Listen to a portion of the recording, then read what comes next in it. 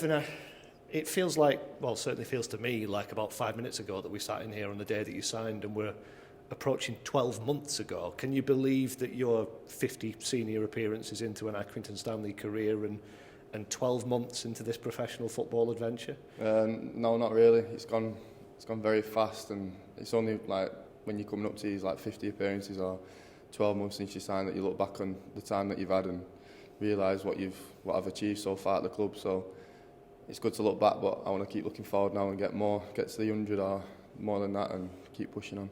How much of an adaptation have you had to make? It felt like you hit the ground running, but there must have been ups and downs along the way in terms of getting used to this level. Yeah, I've spoke about it. Last year was tough coming into a relegation battle, and it was mentally tough, but I think the club and the lads, they did allow me to settle in straight away, which was massive and helped me get into my rhythm in the game and settle in and just enjoy being in this club. And I think me and Ben Ward were saying it the other day, we've not had a day where we've come into Aki and not enjoyed it. So as long as you're enjoying it, that's all that matters. How much do you think you've changed, I guess, as a player with this adaptation we're talking about, but also as a guy, as a bloke? Yeah, I think I've really matured in the last year. Obviously, at the back end of the year, I've obviously had my kids, so that's matured me really well as well. So I've stepped into I feel like a bit more of a leader on the pitch, and I'm now like a dad in the dressing room. So I'm kind of matured more than what I've expected to. The fact that you've played 50 games in 12 months tells us that you don't miss many, but I think the birth of your first child's probably a decent reason to not be in the team, as was the case for that Cambridge game.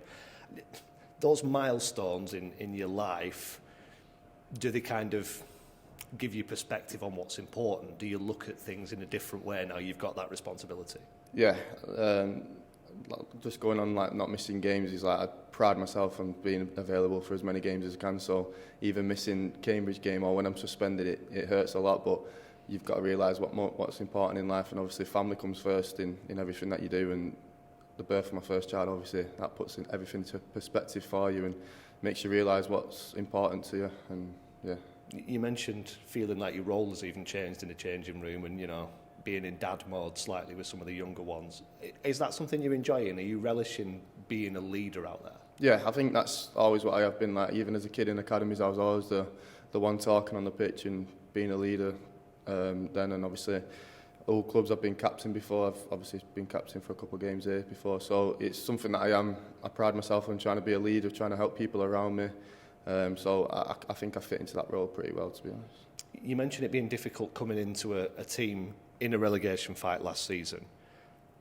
How much better do you think the group is for this experience and for the recruitment that's happened in the last window and is starting to happen in this one? Yeah, you learn a lot from when you're down there and in your bad times. So I think obviously we've got the experiences from last year, and everyone knows we don't want to be in that position again. So we've really kicked on this year, and especially over Christmas, a good run of form has come. So it's learning. It's like what they say sometimes, it's good to lose because you learn more from it than winning. So we've learned from that last year, and now we want to push on and do something this year. Is it perhaps a measure of how well you've done this season that MK performance and MK result was such a disappointment to everybody?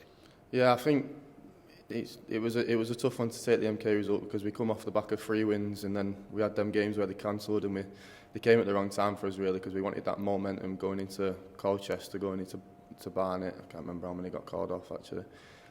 So we've had that period of not playing, and it just kind of like resets you, and you just have to start again. It was like having the first game of the season again, and going into that could have gone either way. It was a scruffy game really, and they took the lead early and scored in times when it was good for them.